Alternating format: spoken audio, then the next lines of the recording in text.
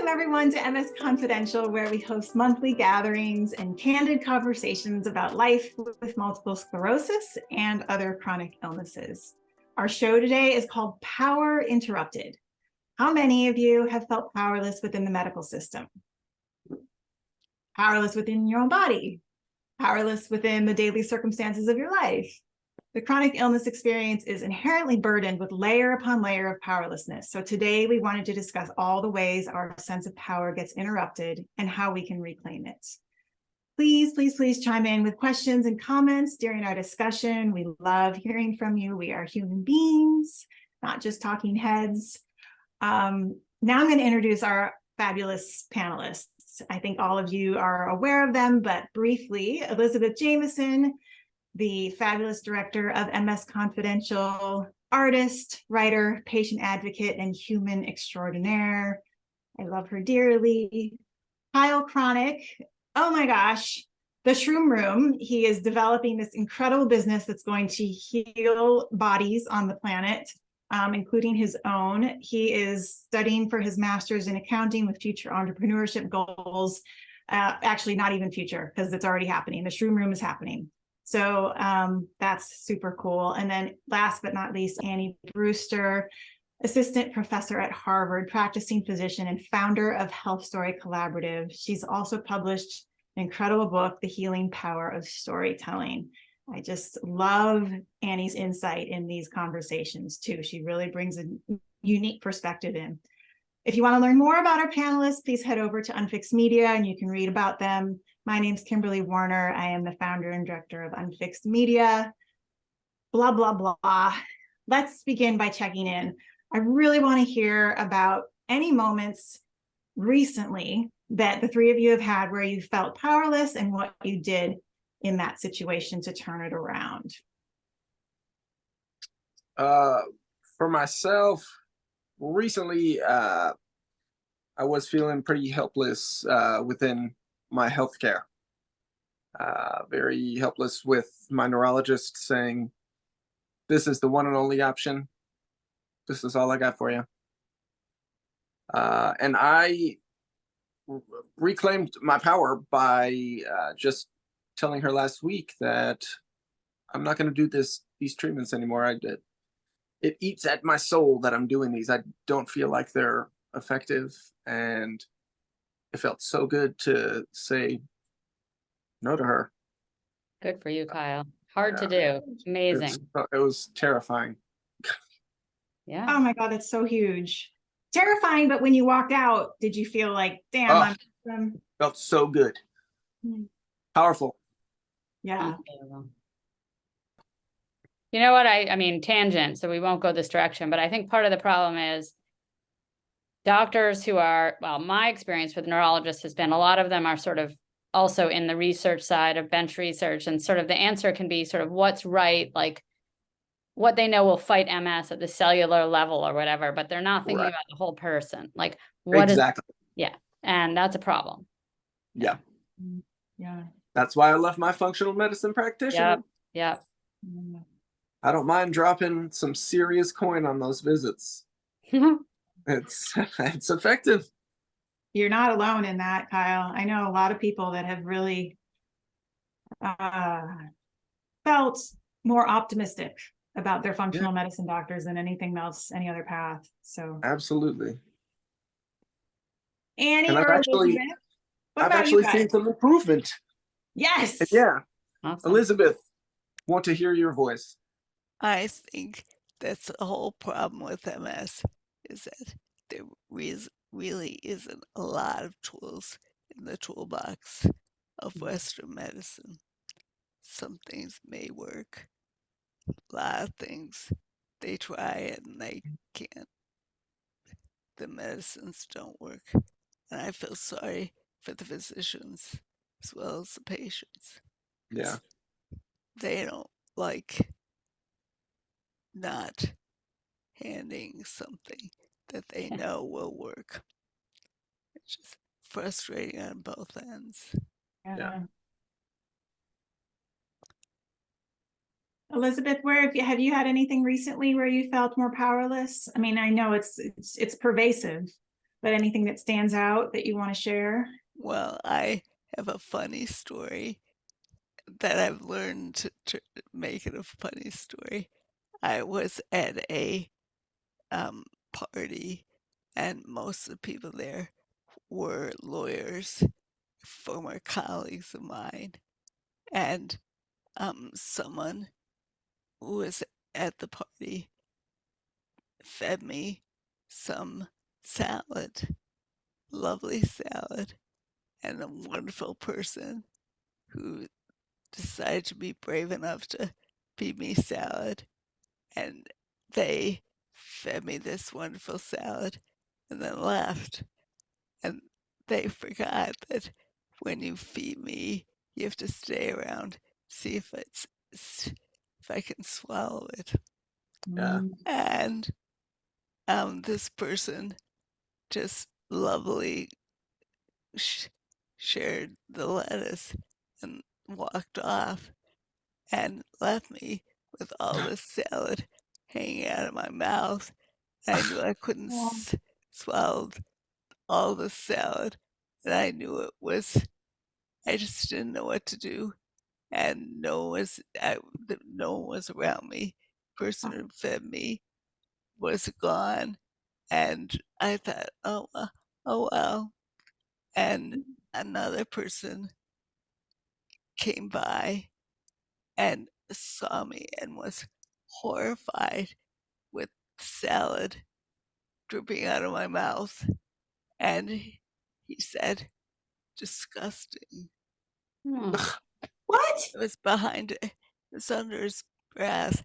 And he Mm. turned around as quickly as he could. And I thought I knew it was, I looked horrible. Oh, this pisses And me off. that's an example of being no one's fault, that people just don't know what to do. And Who was this that just came and stuck a bunch of lettuce in your mouth and walked away? Yeah. That's a normal thing. Just it's complicated when someone tries to feed the person. If they are trying to make another eye contact, make another conversation, they Mm. forgot. Yeah. They forget about the other person who's Oof. that Hmm. I exist. Oh, that's such a, I'm madder at the guy who said disgusting. Yeah. I want to What a smack jerk. I and I wasn't so much what he said, but the look on his face, like, oh, I can't look at this. Oh, was he a Mm. former colleague? Was it somebody that you used to associate No. with or you didn't know? But regardless, I mean, that's just such a helpless feeling. it is. It is. I'm interested, and I think it's a good coping tool, how you started, Elizabeth, by saying it's a funny story. Because it's sort of funny, but it's also so painful, right? But I guess humor helps us sometimes. Yeah. I made it into a funny story. It really made me laugh because I knew. Anyway, I chuckled. The poor person who tried to feed me was gone, long gone. He didn't know that he Created didn't this. know how to properly feed me. Yeah. Mm. So it's not poor me. It's just the daily life of MS. Hmm. Strong. You're a strong person. You are. Yeah. Yeah, that takes a lot of inner strength. Definitely. The other story I want to say, I, but Kimberly, you said recent story. This is an old story, but to me, now I think of it as sort of funny because I'm such stubborn idiot. I was, uh, um, 10 years ago, I kept driving and driving, even though um, other people said, "Listen, you're kind of dangerous." Mm. Because I had to brake, use the brake in the car by lifting my leg. Mhm. My legs were really not quite strong enough, but I was so damn stubborn. I wanted to keep driving, and no one could tell me not to drive because I want to be independent, Mhm. independent, and loss of driving means total loss of control. Yeah. It's like that was the most horrible thing, not being able to drive. Mhm. But I kept driving, and I drove into my driveway, and all of a sudden, in my driveway, thank God, goodness, I had a huge spasm, and I couldn't brake. I Mm. couldn't make the tiny move to the brake. So to all the stubborn people with MS, don't listen. I'm telling you, don't trust yourself. Mm. No. Or, I don't know. I Mm. I thought it was just funny. Oh damn, sir. So what happened is I bashed the house because I couldn't brake, and Yeah. luckily I was home. There Mhm. was I didn't hit anyone. I thought, oh, I was, uh, I know from my gym where I work out the spinal cord injury center, there's a woman who works out. She's just like me. I don't know her, but she has to lift her leg to walk, Mm. and she drives. Mm. And I want to say, you stupid idiot. Mm. No, you shouldn't drive. I don't, Yeah. because that's me. What about like adaptive vehicles? I've seen people, I've got hand controls. yeah, hand Because control. I got to that point too where I was like, every time I was pulling up to a stop sign or a stoplight, I was having to make sure that my foot was on the brake and not under the brake or Right, beside the right, brake or under right, the gas. And I was Mhm. physically moving it to the correct. right, And right. oh, it was scary every time. It was scary as hell to drive. And I was just like you, stubborn as hell. I know. But vocational rehab, they actually paid for hand controls for me. Oh, Uh, wow. and Interesting. it was total game changer. I think everybody should have hand controls in their cars Wow. because I can't do anything that distracts me from driving. Right. Because Yeah. with my left hand I pull and pull for the gas, push for the brake, and then I have a little knob on my steering wheel so I can do both at the same time. Yeah, you're So probably a lot more aware than most people on the highway with their cell yeah, phones and Yeah, yeah, no doubt. I can't pick up my cell phone or yeah. fuck with the radio, or I have to be driving. Right. Well, I wish I did what you did. It's hand Took me a long controls. time. Yeah. I know. Well, it's a lot. I mean, to give up driving, it's giving up so much independence. Yeah, So, because I was terrified of that. yeah, and it's so hard. And I also want to say, like, stubbornness can be an asset. But, you know, again, Indeed. if it's going to put other people in harm, it can be not good. Um, But it also can be an asset. So I love your stubbornness, Elizabeth, mostly. Yeah. I do. Yeah. mostly. Yeah. Well, and you're right, Annie. I mean, the just powerlessness around not being able to have the independence to drive is huge Huge. because Enormous. that encompasses everything. It encompasses your social Everything. life, your, your day-to-day the activities that you used to do. Everything is ripped away when you can't drive. Yep. Yeah. But I thought my reaction to the woman in the spinal cord injury center, I was too scared to tell her, don't Mm, do it, don't do it. She And might have to figure it out herself. I know and I was staring directly at my past self. I was Mm. saying, don't do it. Mhm. You're such an idiot. But I couldn't say that to her. but You I, could. pardon? You could. I could, What would but I- you, how would you have responded if you had walked up to yourself back then and said, don't do it? I'd been like, you're right.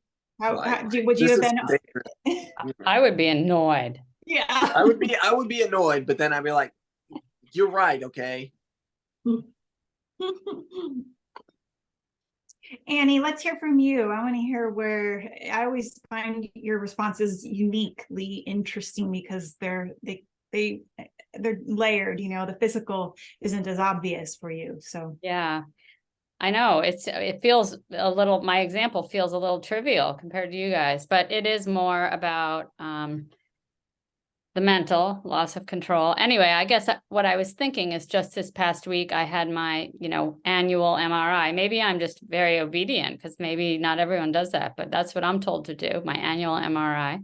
I'm stubborn as hell with that.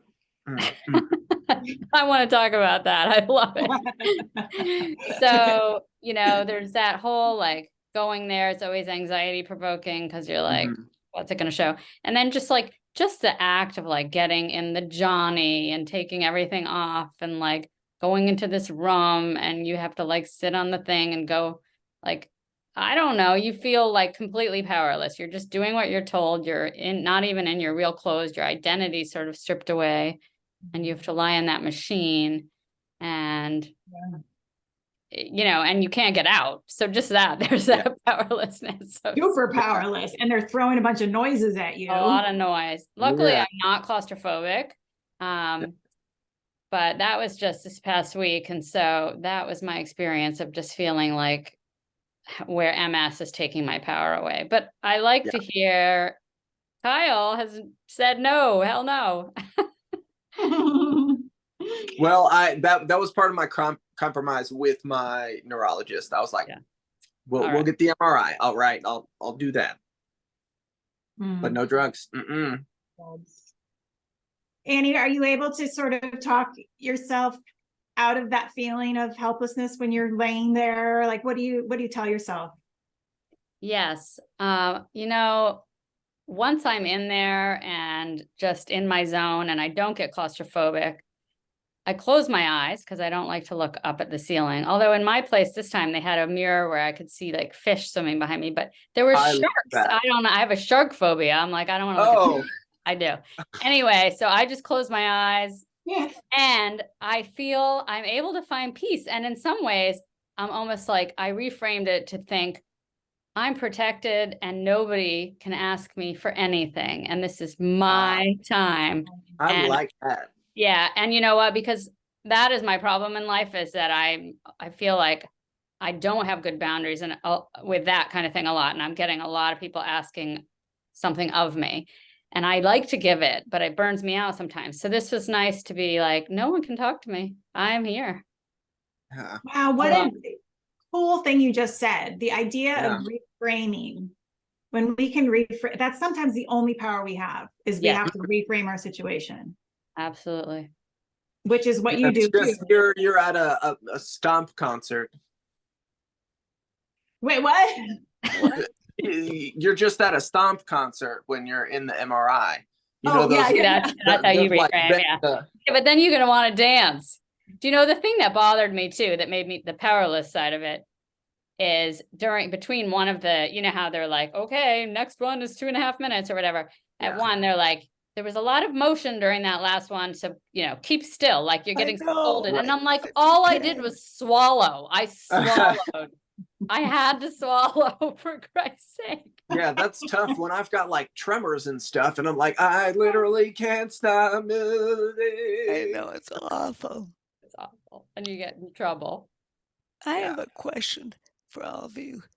I thought long and hard about the MRI, and I think it may be the symbol of MS because it's a universal thing, that test that is prescribed in order that physicians can measure progress or lack of progress.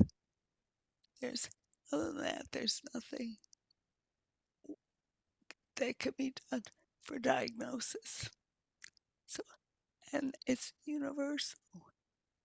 And third world countries, even third world countries, they have some pretension of, well, I shouldn't say, most people have access to medical care, even in third world countries, get Mhm. MRIs. So I think it's, I think it would be good to recognize that we're all in the whole, the boat of having repeated MRIs.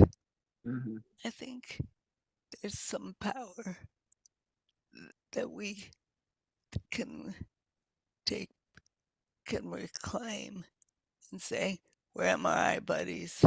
The shared experience. Yeah, the shared experience.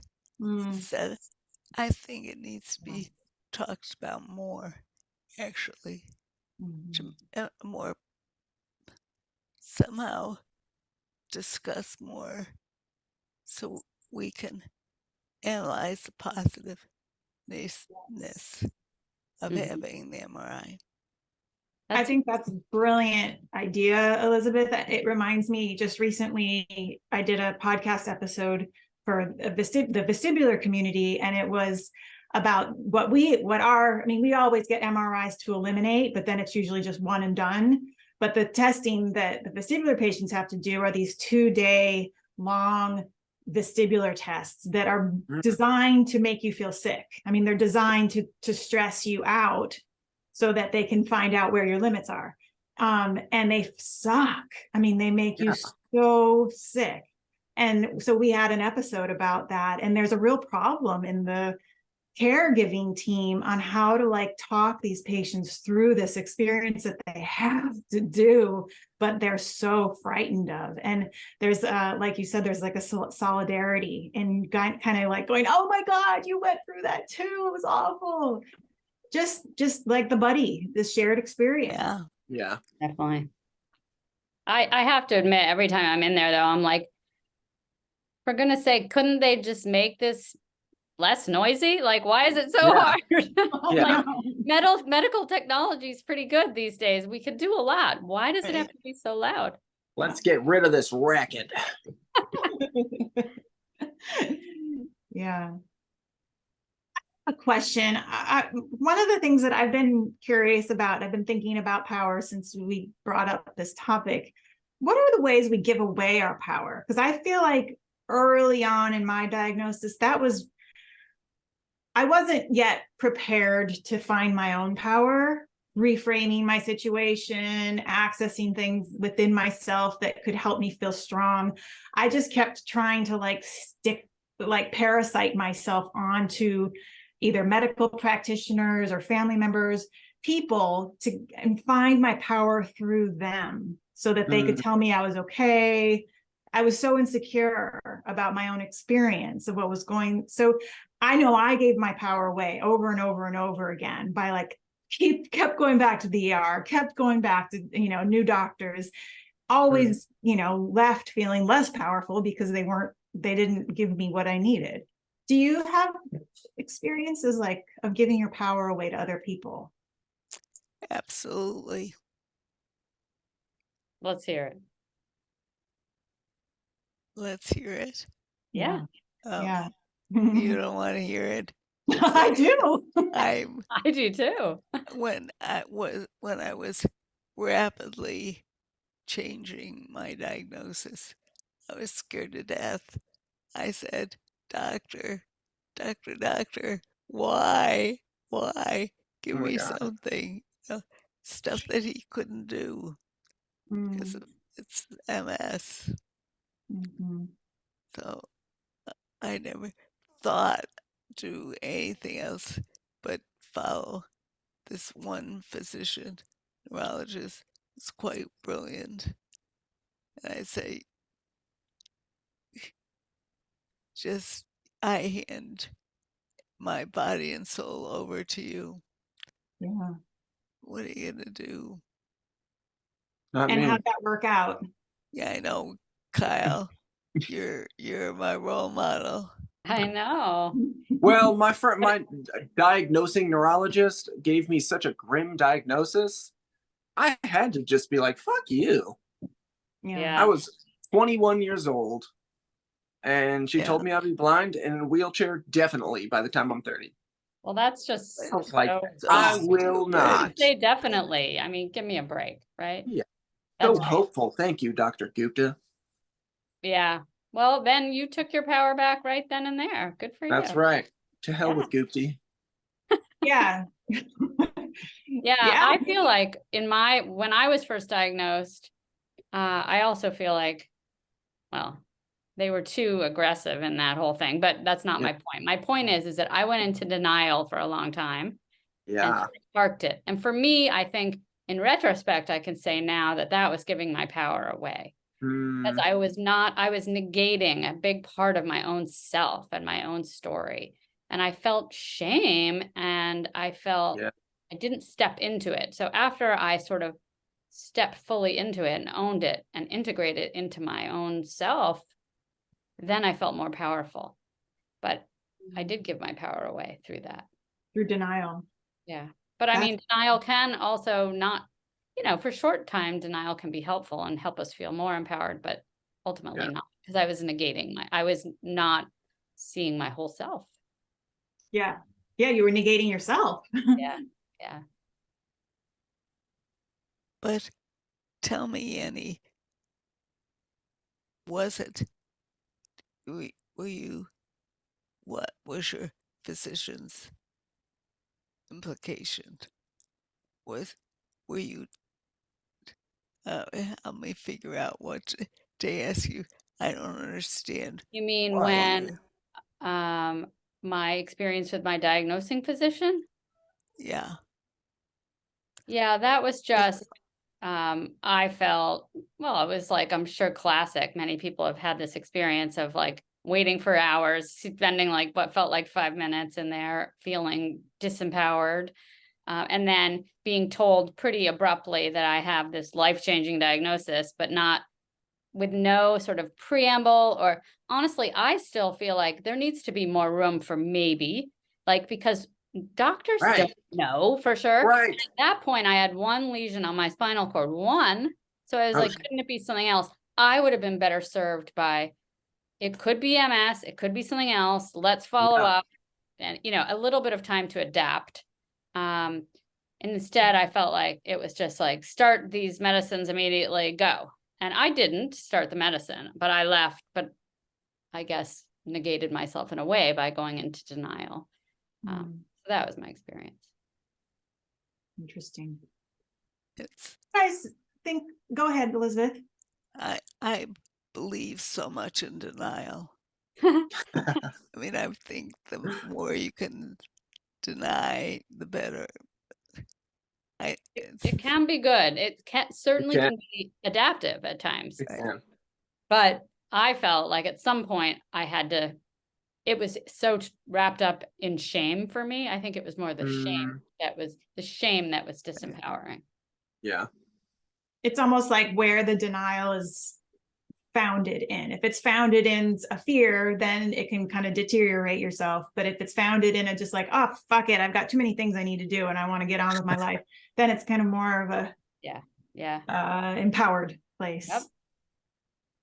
That's right. Somebody just wrote in, Rennie says, I feel like I give power away at work. Not all the time, but sometimes I worry that I'm holding my coworkers back. Interesting. How do you guys feel about that? That's a really interesting reflection. I know, Kyle, you had some experiences at that sporting goods store, but it's I don't think I ever heard you say that you felt you were holding anybody back. No, they made me feel powerless, like useless, really. Maybe not powerless. I was like, yo, I'm powerful. Use me. Because I've got some skills. Yeah. I took my power back by saying, I quit. I'm not doing this. I deserve better than this. I think sometimes that's the best way we can reclaim our power is like by firing a doctor, saying, see you later, not going to see you anymore, leaving the job, leaving the relationship. Sometimes that's like, I mean, maybe first we find the humor or reframe the situation. And then if it still feels like it's sucking the life force from us, then we leave. Yeah. Yeah. And yeah, actually, I think some of my coworkers may have thought that I was holding them back, but that was just absolutely not true. Yeah. Yeah. I think it's a lot about sort of trusting ourselves. If we're going to find our power, we have to trust and believe in ourselves, which isn't always easy. That what we're doing is valuable, that what we feel is most important is up to us, Yeah. and should be listened to. Yeah. Okay, here's a situation. I was going back through a transcript, and one of our friends, I know you're aware of, Dylan, who has ALS, can't speak, can't move the rest of his body, 43 years young, completely, communicating with his eyes, but not even so much that anymore because his eye muscles are fading. He had to look at where his power is coming from and what he felt, again, reframing the situation, but identifying his purpose in life was the way that he was able to find some sense of agency in a really shitty situation. What do you guys feel about that? I've been feeling that 100% lately. With this I new love business that. of mine, I have found such a purpose and a possible solution to so many of my health problems and helping other people with their health problems. So it's going to be, that's going to be my purpose. Yeah, That's so cool. That sounds wonderful. Yeah. Kyle. I'm gonna send you some of my awesome medicinal lion's mane mushrooms.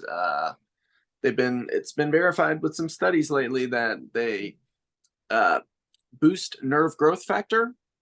Lion's mane mushrooms, they're beautiful crazy. too. They're so cool looking. They look like brains. Yeah. And What do you have a name for your brand yet? my business is Shroom Room. Oh, Because I like we it. we have converted my basement into a literal shroom room. So it's Shroom Room LLC. It's a legal North Carolina business. We are moving quickly. We expect to have about 100 to 150 pounds of mushrooms probably by next month. Wow. I don't even have any idea how one grows a mushroom. I didn't either until about 6 months ago. My good friends who are now my business partners in this venture, they have so much knowledge about everything, but apparently their passion is mushroom growing and cultivating and foraging, and Nice. it's so interesting. I will never know enough in the mycology world. There's just too much. There are millions of kinds of mushrooms. Did you see Paul Stamets documentary yet? Oh yeah. Okay, good. Paul Stamets, he is one of my heroes. Yeah, he's out here in the Pacific Northwest. You've got to come visit. So it sounds like, Kyle, you're going through a lot of transitions right now, but it sounds like this is giving you some power back by having absolutely like a lifeline almost. Absolutely. And I guess recently also feeling powerless in my relationship, and to regain some power, I called it quits. Like, we had just gotten to a really bad place, and I said, get out. But another way I have been regaining power here is Jonathan and I have been talking so much and just trying to figure out how to make this relationship work. And I feel like we are in a better place than ever. I asked him to come back home, and I don't know, I feel like I got my power through effective communication. Mm. So that's a huge one. Yeah. Yeah, some Can I like ask? raw, vulnerable conversations, like admitting to your part in the suffering, Mm, wow. which can be hard to look yourself in the mirror and be like, okay, yeah, I could change that. I could be better with this, or Wow. Good but for you. we seem to be very much on the same page, Oh, and good. Well, that is good. Yay. it's But taking a stand and coming down hard yes, in a yes, powerful way actually yeah, moved the needle, shifted the whole mhm, thing. yeah, That's cool. And Jonathan, probably due to the love that you guys have for each other, rose to the occasion, yeah. which And I've never had a partner that has been so willing to admit anything that they could do better themselves. Like nobody I've ever been with has admitted any fault in anything, really. And just his willingness to make some changes, and I don't know, he's gonna be gaining some power in that regard. I think just Mhm. our relationship overall. Well, the entity of the two of you as a unit gains power Yeah, because yeah, your we communication. are powerful and strong now. Yeah, Oh, I'm Yeah, so happy to hear that. me yeah, too. because I was the past couple of weeks I've been a mess, y'all. Mm, Oh, Oh, felt powerless. yeah, yeah, well, yeah. good for you, Kyle. That's awesome Yeah, feels that you're good. back in this place. And I guess maybe what that says is like maybe we have to go to those places sometimes that are really hard in order to get to a better place. I don't know. Yeah, It's not, is powerless necessary? I don't know. But we have to sort of surrender it or draw the line. I mean, right. your drawing the line was in some ways, stating your power, but it was also Right. put you in a place of sadness and feeling powerless. Yeah. Um, So it was kind of a mixed bag there. yeah. Well, it's almost like somebody said, I posed this question over on social media, and this lovely young woman, Emily, said that she has to find many moments of power and choice. And I love that she used the word choice, because Hmm. sometimes it's as simple as just making a choice, and all of Yeah. a sudden that agency comes back to us. So Kyle, it sounds like you just made a decision to go no. And that alone was sort of like, it's just a choice. You didn't Yeah. have to choose that. Right. She said for her, picking out a sweatshirt helped Mm, keep her power muscle going, because I love otherwise, that. we're just I like like that. blowing in the wind. Yeah. But like, I love the mini moments. I love that phrasing too, just because it's sort of like with gratitude, like it doesn't have to be a huge thing. It can be a tiny Yeah. thing, like your cup of Yeah. coffee or whatever. But I think that's a great way to look at it because it makes it more attainable. Yeah. Oh yeah. Yeah, it made me think of you, Elizabeth, because I wonder what moments. I know, like, you love to have chocolate, and that's a choice. That's a way of you claiming a mini moment of power in your day, right? I'm wondering what other ways you find that power. Waffles. I'm addicted to these Trader Joe's Oh yeah. mini waffles. Oh, I Oh, love. mini waffles. I know I love food. I love sugar and all sorts of unhealthy things. And I'm in love with Trader Joe's I love waffles. Trader Joe's. Yeah, me too. That's I'm my in love spot. with it. Yeah. Yes. Wait, what flavor? Just plain, Elizabeth? Yeah, it's plain Plain. and Okay. it's wonderful. Are And they toasted? you toast them and you let them cool so the sugar caramelizes. So to me, it's with strong coffee and it's Oh, replaced my chocolate. I oh love yeah. That's a power moment right there. it. Yes. And indulging yourself as you should be indulged. Hmm. My husband said it's Whole Foods, not Trader Joe's. Well, we just gave Trader Joe's a plug anyway. I Yeah. know. We should be in their commercial. Everybody run out and get some waffles. I know.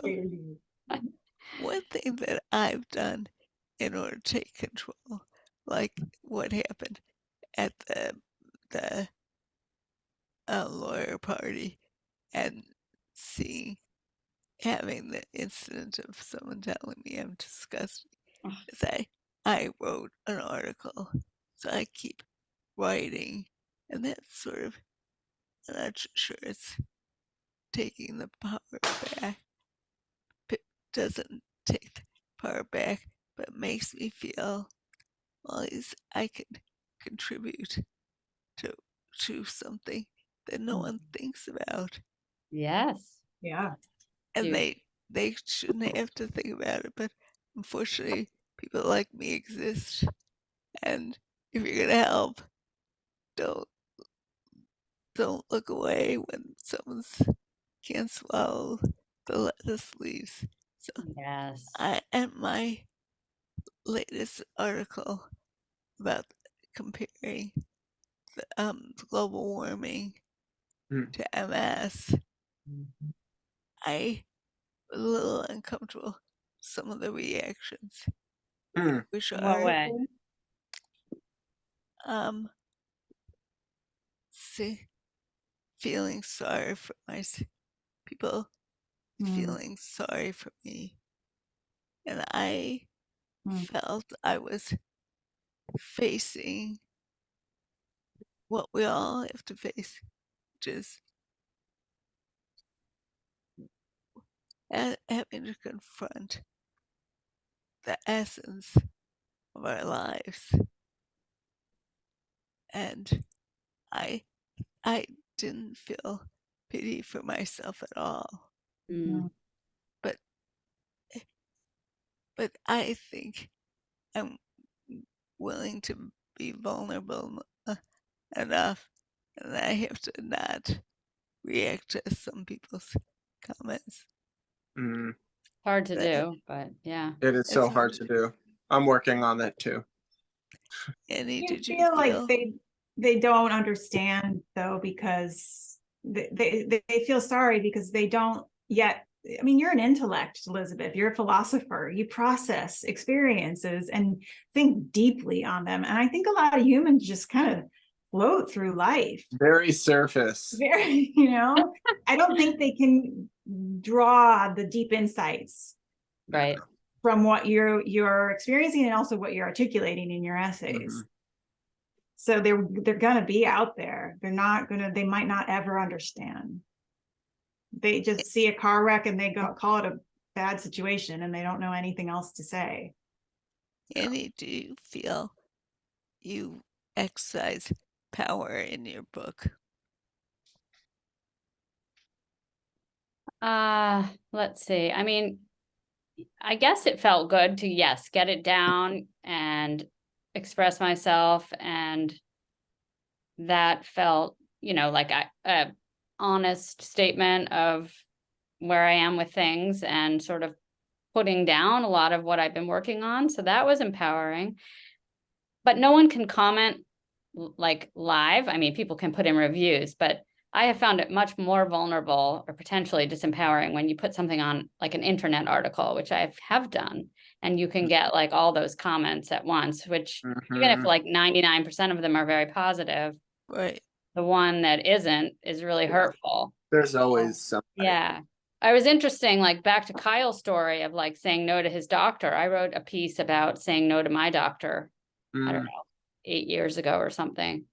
And it was really interesting, like the feedback I got online, a lot of it was very positive from patients, like, you go girl. But there was also a contingent that was like, you are so irresponsible. You are, as a provider, you are just setting a horrible example. And how could you dare do this for your children? That's so selfish.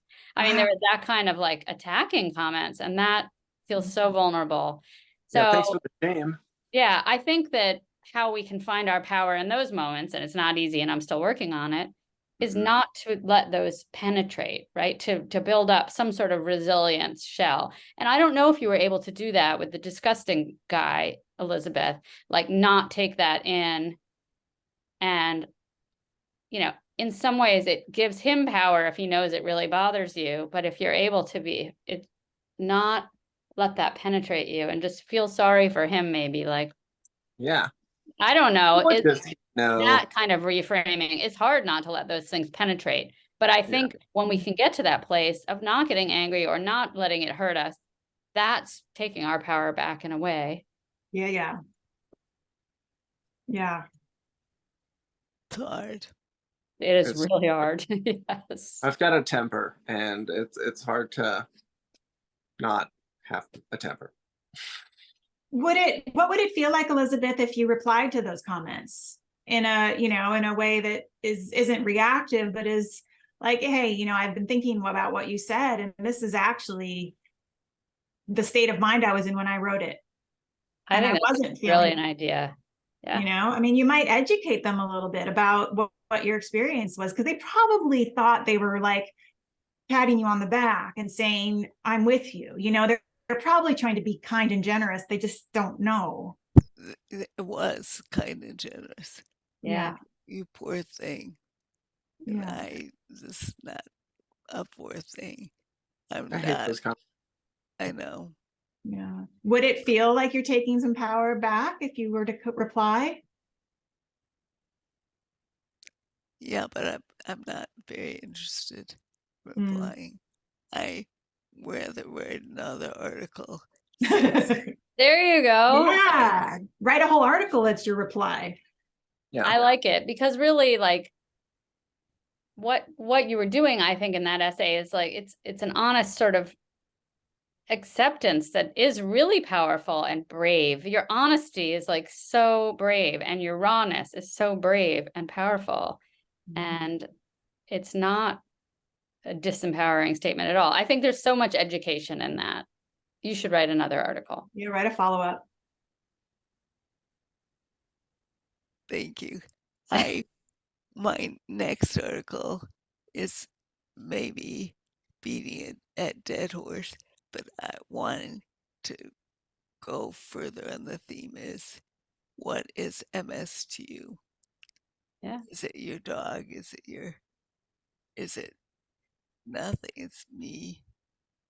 I mean, I just feel like maybe it's a good theme to keep pondering a little bit, like once a year. I think it's a great thing. Also, It's or always to think about it like, you know, in the story of our lives, what kind of a character is MS? Like, what character are they in our Right. story? Yeah. yeah. Or what is your version of MS in your life? If it's this restriction, you know, of abilities, is it your marriage that makes you, is MS your version of, or is your relationship your version of MS in your life, or your job, or, you know, like, how can people draw insight from your insights and apply it to their own life? I stick with what I've said. My MS is 2 annoying, very sick kids that won't let go of my legs, and they keep getting bigger and bigger and sicker, and they're like teenagers, and they're kicking the shit out of me. And come on, guys. Kyle, you have made the most brilliant example of what does MS mean. I love that. That's how I mean, MS they're the kids that I don't have, that I don't like. I love that so much. Being a mother, and it makes me laugh. Me too. Me too. Lisa has a question for you all, y'all. Mhm. How do you find a way to get back into a power state when there's a literal full stop from time to time? So I think this is, if I'm getting your question right, Lisa, this is like in the moment. If like all of a sudden you are physically completely, maybe you can explain it, Lisa. I saw your mute go off. Yeah. So as I'm listening to you all, I always learn so much. I know for me, and I'm different than you all, I don't live with MS or chronic illness condition, but there are times when some of the things that are going on with me, like I feel completely powerless. There's a full stop. and I can't do. Like, and it doesn't last very long, but it happens. And so I'm just curious, because I love to learn from you all.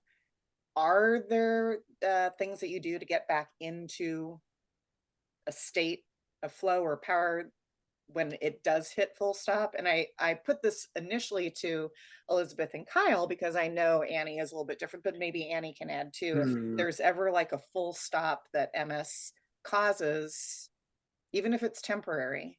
Yeah. I think it'd be helpful, like for whoever answers, which I'm not going to be first, to define what that full stop moment is for them.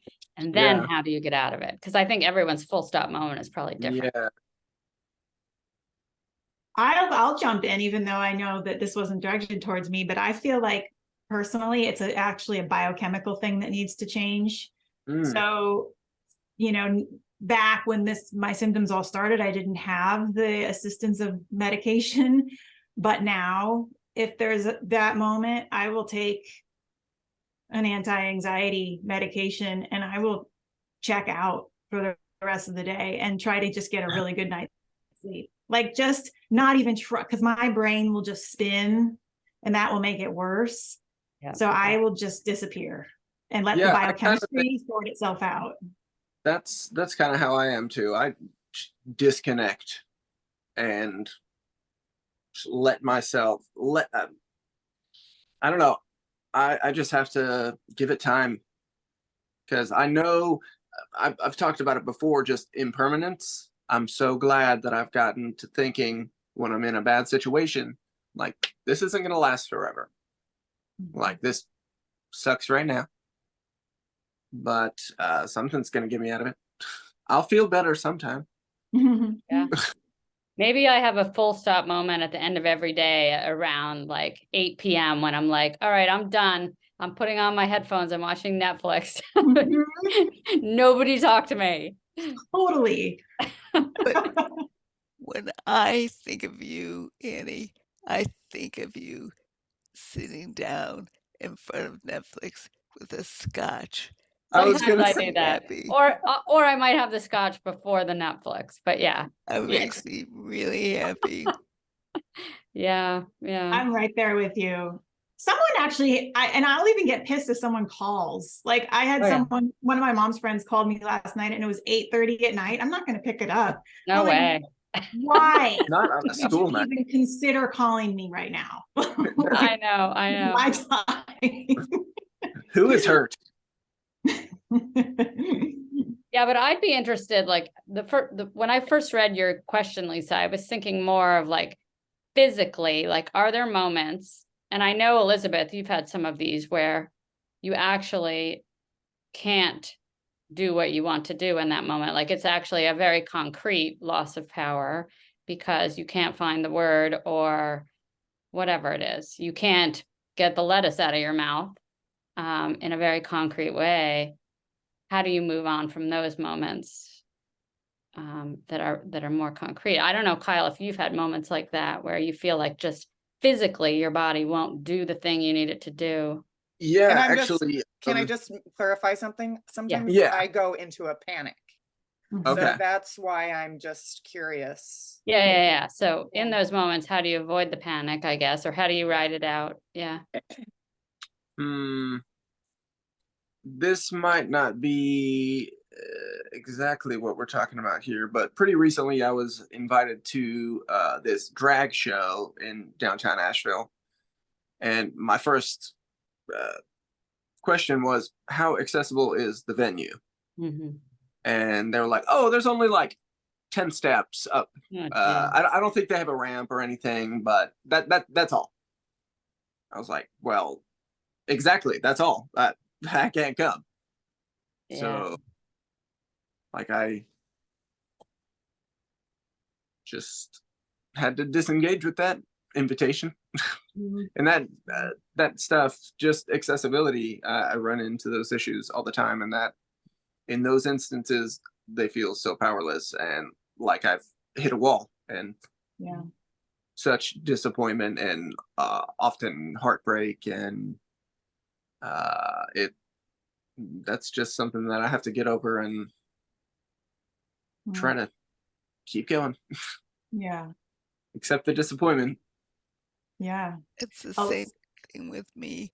My son has rented another house that is probably not acceptable, accessible to me, and I feel like I just feel kind of hopeless because he has Hmm. a newborn son, and I Mhm. just the fact I can't visit him, but I am gonna work it out. I will visit him. Just pain in the ass, and I feel.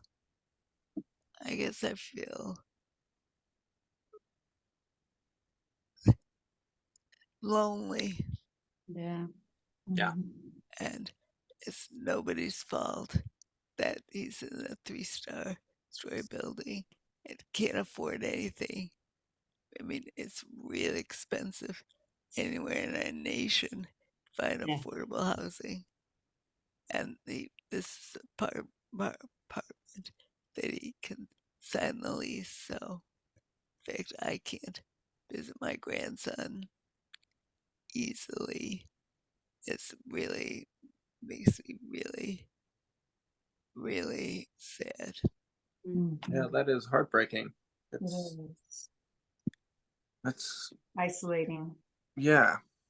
And really hard on my husband because I know he'll try to get me with a fireman's ladder up the stairs. I'll But help. you'll help. I'll Oh, help. great. Be right there. Yes, you will. I know you will. You try. Here we go. This is such a good conversation. I want to bring it back, Lisa, to the panic.